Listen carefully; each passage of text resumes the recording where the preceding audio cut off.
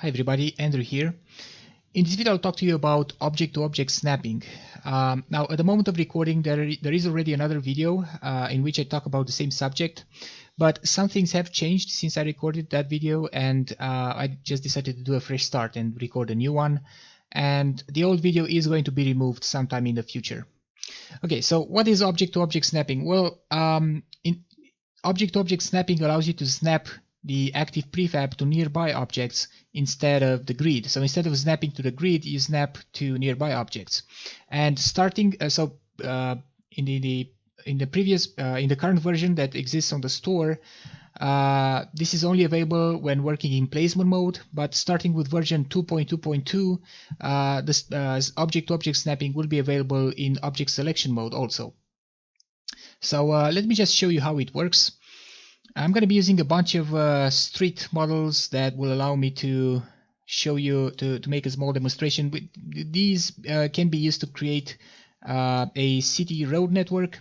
I'm not going to create a full-blown city road network. I'm just going to place a bunch of these just enough to show you how this functionality works. So I'm going to switch to point and click mode. And if you take a look at the top left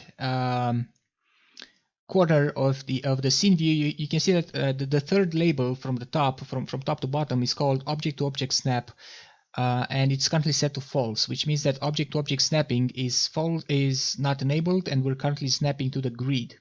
Now you can enable it in two ways. You can either go to the object snapping GUI here, and you can check the enable object-to-object snap, yeah, or you can just press the U key to toggle it on and off like this. Okay, then you have object-to-object snap epsilon.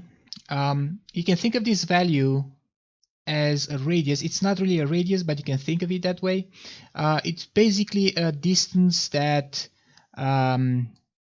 it's used to detect the objects that the active prefab can snap to, right? I find so the default value is set to 0.5. I find that for bigger models it works better if you just increase this value. For smaller prefabs, you can just set it to a smaller value. So the bigger the prefabs, the bigger the value. In this case, I'm using a value of 1, which seems to be working really well with these models. Okay, so let me just press U to enable object-to-object snapping. And now if I move the mouse around, you can see that if I move the object close enough to the other street object, it's gonna snap it correctly like that. So let me just place a bunch of these.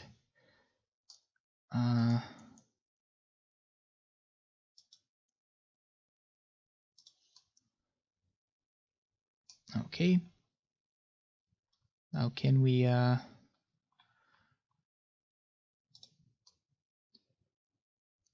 let's do something like this.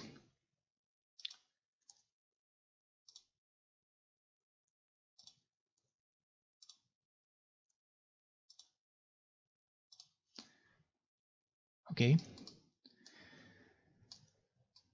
great. So up until this point, where I've been using object-to-object snapping in placement mode, but sometimes it's useful to have it to use it in object selection mode. So I'm going to press the S key to switch to object selection. You can see we have here object-to-object snap, and again we have the snap epsilon value, which I've currently set to 1. And then we have can hover objects, which I'm going to talk about that just a little bit later. But for now, I just want to show you how you can use this functionality in selection mode. So let's just say that I would like to duplicate this model, and then press and then just have it snap over here, so that it just completes this road network here, this part here, this gap. So I'm gonna press Ctrl D to duplicate, and now I can just press the U key. That will lock the tool in object-to-object snap mode, and then I can just move the mouse, and then it will snap right where I want it to. Now let's just say that I would like to take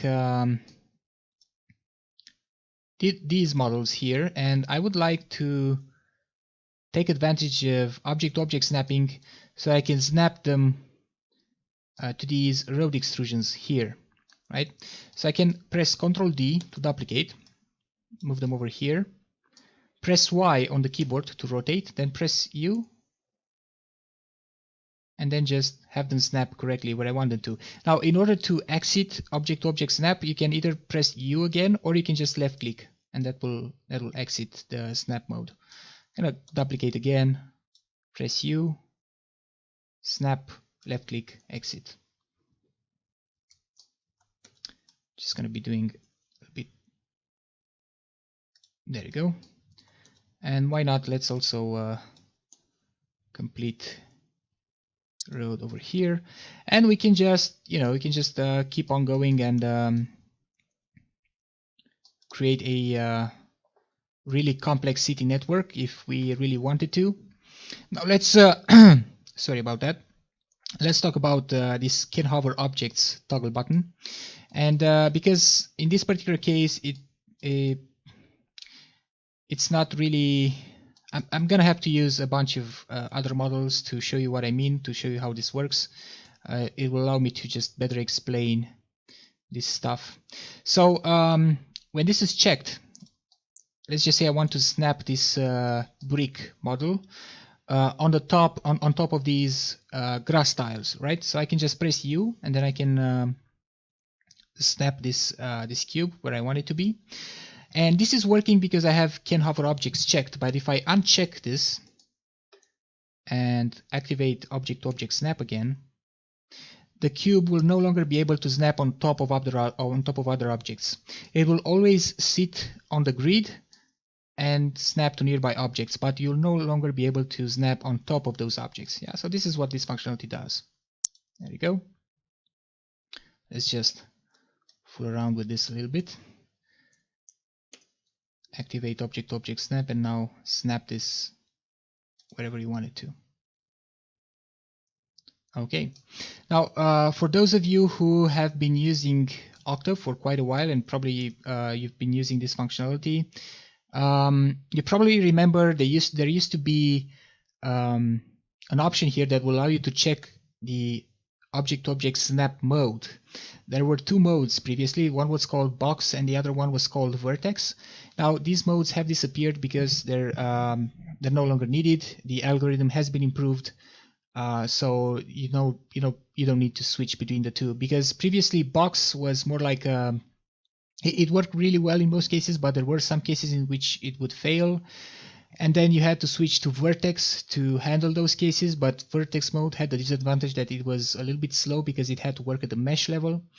Now all these things have disappeared now. You only have object-to-object snapping enabled or disabled, and you no longer need to switch modes. Okay, that's it.